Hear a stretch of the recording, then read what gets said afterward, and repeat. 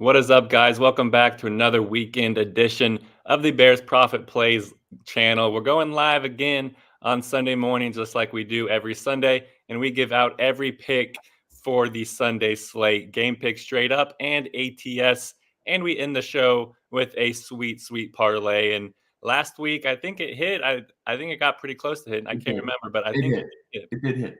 Yeah, and it was sweet. I think it was a plus 500 parlay. It was absolutely beautiful to look at. But guys, no more messing around. Let's get right into it. We got a pretty, not a big slate compared to last week, because last week there was no bye weeks at all. But guys, trade deadline passed, and all these teams are set now. And we're gonna get started off with a good game for the noon slate. The Seattle Seahawks going up against the Baltimore Ravens. Bear, I can't remember if this was a member play or not, but I know that you had a good pick for it. No, this was a free play for me. I took the Seahawks, the better bird in this matchup, plus 6.5. The line's down to 6 now. I'll take it at plus 6 here. For the straight up play, games in Baltimore, at home for the Baltimore Ravens. They're good on the ground. Lamar Jackson looks like an MVP kind of player this year. His receivers have let him down a couple times, but I like the Ravens to win this game. Seattle Seahawks to cover the spread. So give me the Ravens straight up, and Seattle gets the spreads by 2 points. All right, I don't hate that one. And I think I'm going to go the exact same way as you. I think I'm going to go the Seahawks to cover. I'm going to buy a half point like you did yesterday at plus 6.5. And I'm going to take the Ravens to win. I really have liked what I saw out of the Ravens the past couple weeks, over the last month of the season. But they did not cover last week, and that kind of burned me. I expected them to win by 9.5 last week, but they did not win by double digits. So I'm kind of burned by them last week. And this Seattle Seahawks team, they're honestly fighting for the NFC West. The 49ers are kind of falling back to normalcy here, and the Seattle Seahawks are still up there. I think they're actually tied with the 49ers right now for the top of the NFC West. So with the 49ers on a bye week, I do not think the Seattle Seahawks are going to want to drop a game. So I do think this is going to be close, but at the end of it, I think the Ravens will pull it out. So I think that's going to be a pretty good game, maybe a sneaky best game on the Sunday slate. And it rolls right into maybe the worst game of the Sunday slate. The Chicago Bears going up against the New Orleans Saints. I'm going to go with the Saints here to cover at -9 and obviously take them on the money line as well. This number just seems a little bit weird. The Saints haven't looked good at all this season, but the Bears are still throwing out their backup quarterback, and they have not looked good at all either. But 9 points is a lot in an NFL game. So I'm just going to, do the opposite of what the books want us to do. I know that they're just begging people to take the Bears here, or maybe even to buy a point and take the Bears at plus 9.5. But I'm not going to do that. I'm going to take the New Orleans Saints here at -9. I think the Bears win this game. It just sounds so bad coming out of my mouth. I'm going to take the Bears plus 9. I'm going to take the Bears on the money line. I don't hate Badgett. I think he's doing a good job. They can throw the ball down the field a little bit. They're going to rely on the run game here. The Saints, they're so hit or miss. I don't know. I just feel like the Saints are going to come out and lay an egg on their home field. I'm going to take the Bears plus 9. Switch mine straight out to the Saints money line. I like the spread with the Bears. I'll take the Saints money line. I'm not that delusional, but those are my 2 plays. Hey, I know that you like to bear down a little bit.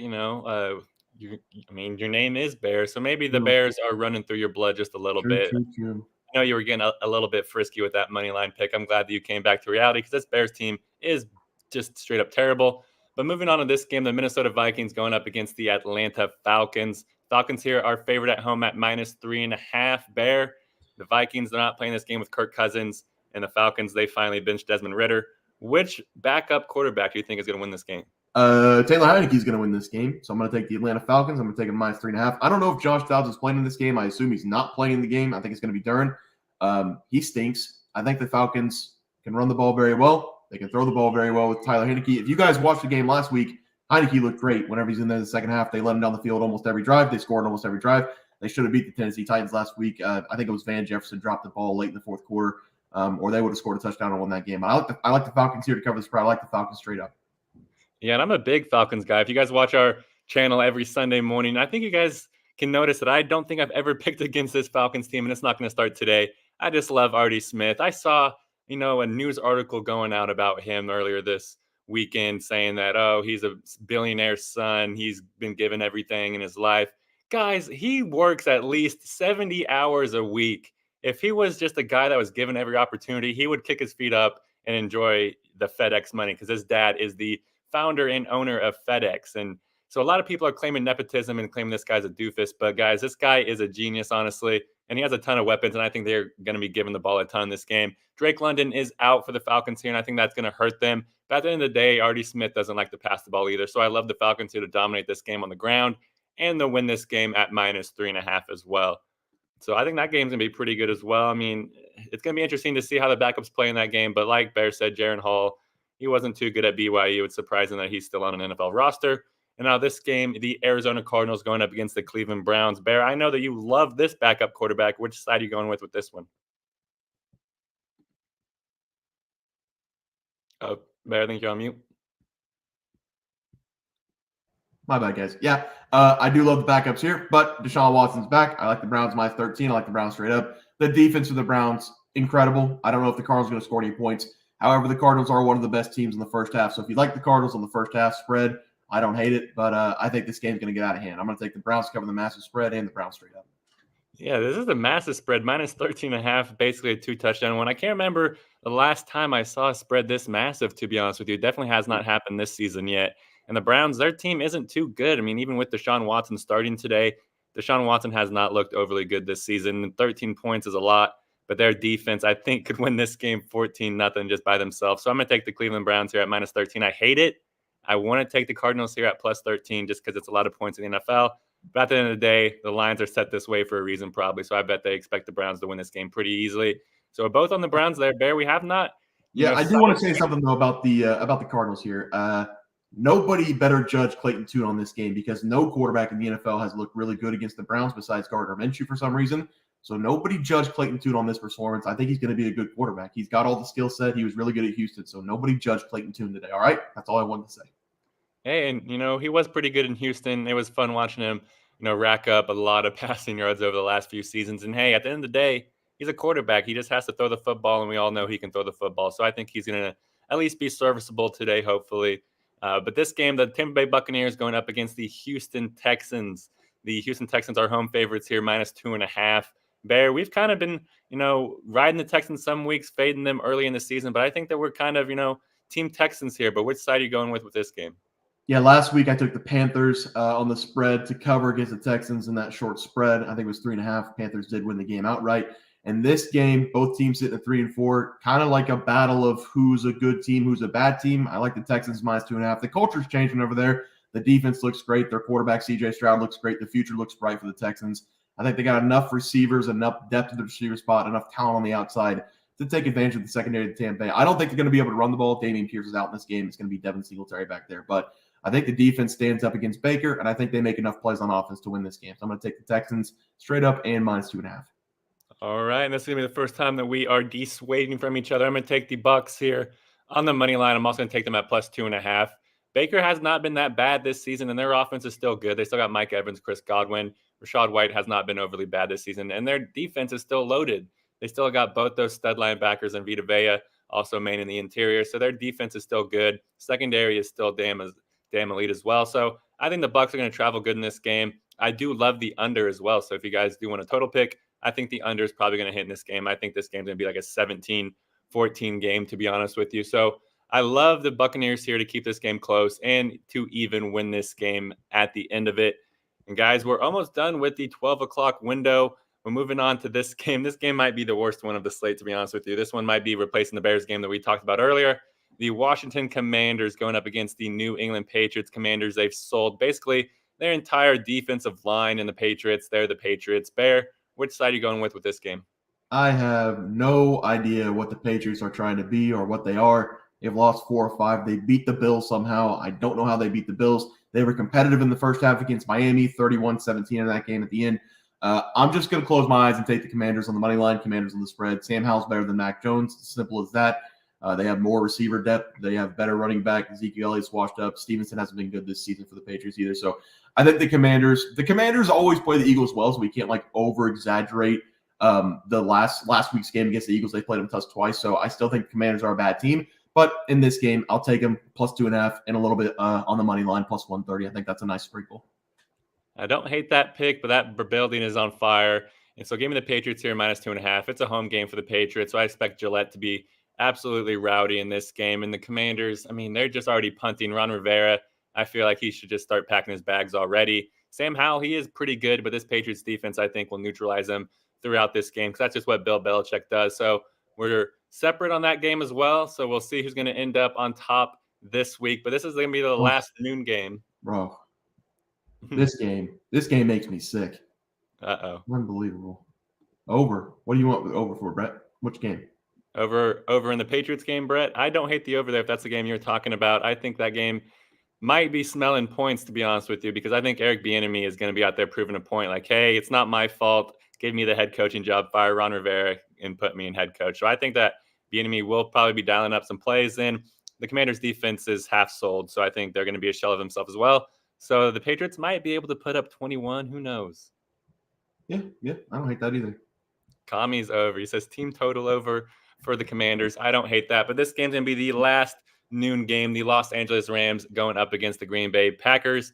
Bear, you've been kind of going with the Packers the last couple of weeks, so we'll see if it pays off for you here. But I'm going to be going with the Packers here because the Rams, they're throwing out because they're not throwing out Matthew Stafford in this game. He's going to be sitting out. They're throwing out Brett Rippon, and I don't think he's going to be ripping any balls in tight windows in this game. So give me the Packers here at home. I'm pretty sure Rippon's from Boise State, is he not? Is that where he went to college? I think so. I know he went somewhere out in the Mountain West, so Boise State sounds right. The public's all over the Rams, which I'm very scared of, but I'm going to take the Rams plus 3.5. I'm going to take the Rams to win this game. The Packers are so bad, Trey. It hurts my soul. I don't think they've scored an offensive touchdown in the first half this season, except for against the Bears. Against the Bears, they did, but that game doesn't count because of the Bears. So I like the Rams here plus 3.5. I like the Rams straight up. Jordan Love's not good. The offensive line's not great. They can't get any run game going. I think the Rams have a good game here. I think the defense stands up, and this is going to be a low-scoring game as well. So I don't hate the under 37 either. Yeah, and good pull, Bear. I just checked, and he did go to Boise State. So good pull. Graduated in 2019. That still trap is still there for you. Nice. All right. And then we got this game. Some might be labeling this game the Frank Wright game. The Indianapolis Colts going up against the Carolina Panthers. Frank Wright got fired there midseason last season, and now he is the head coach for the Carolina Panthers. Bear, do you think that is going to motivate the Panthers to get a win there for his old ball coach? No, I don't. And I think last week the Panthers played really well defensively. The Colts have looked really good offensively. I don't know how. I mean, Gardner Minshew's doing it for him. The run game's doing well. Jonathan Taylor's back. He is now the lead back again. I know Zach Moss was having a good season, but JT is so much better. I like the Colts here -2. The spread doesn't make any sense to me. The Panthers are one of the worst teams in the NFL. Bryce Young's not that good yet. He needs some time, but I like the Colts here. They've lost a couple in a row. They're going to bounce back today in a big way. Colts -2, Colts straight up. All right, and we're going against each other again. Give me the Panthers at +2. I think Bryce Young, he finally got that first notch underneath his belt, and he's ready to start stacking them.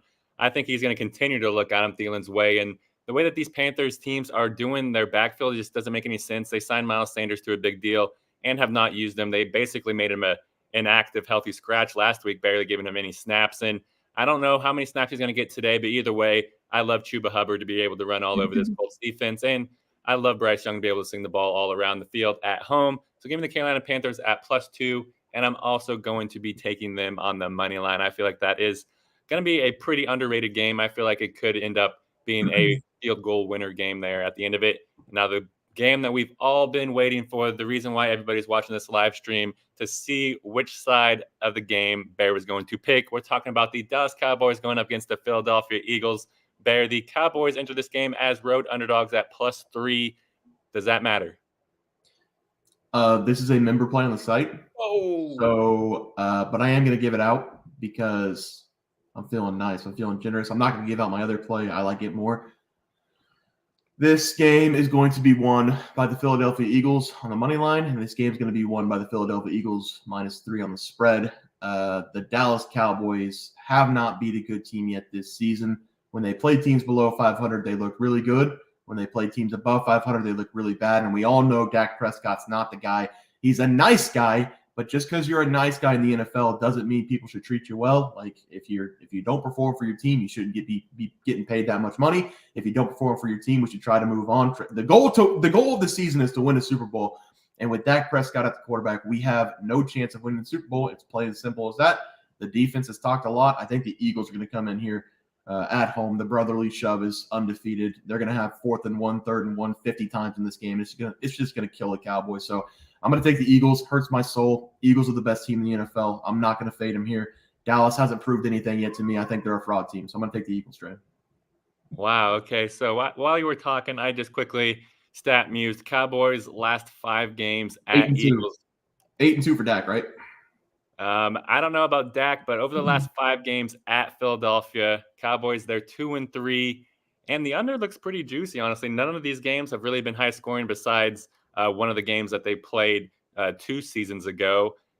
So maybe sprinkle the under there, but I'm going to be going with the Phillies here. But I'm going to be going with the Eagles here, -3, and I'm also going to take them on the money line, obviously. I wanted to take the Cowboys, but they have not played very good in Philly. I wanted to because I think that Dak's not bad. And I think they figured out something last week, and I think that their defense is going to want to pin their ears up. But this game's at Philly, so give me the Eagles here at -3. There. And you're right. I should be more fair to Dak. He's not bad, but everybody puts him in like the top 10 category, I feel like, especially like ESPN analysis and stuff. So Dak Prescott's not a top 10 quarterback in the NFL. He's just not. It's that simple. He's like 15, sure. I'll give him top 15, but he's not a winning quarterback. And that's how it's going to be. We make the playoffs every year. We'll maybe win a wild card game. And then that's it. That's as far as this team can go, especially with the really good defense we have.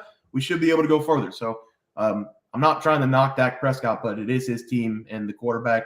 If you don't make a run in the playoffs, it's usually on the quarterback or the coaching staff, which the coaching staff sucks as well. So yeah, that's it.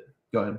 Hey, and I agree with that. That's why I wanted my Raiders to get rid of Derek Carr. Everyone's like, he's not bad. He's not bad. He's a good quarterback.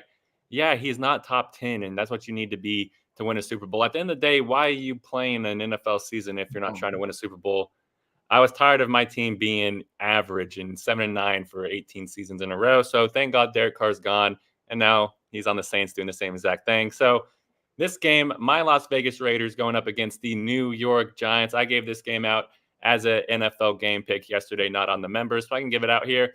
And I'm taking the New York Giants plus 1.5 in this game. I have no idea why the Giants are only slight underdogs here. There's no reason why the Raiders should be favorites. We fired absolutely everybody.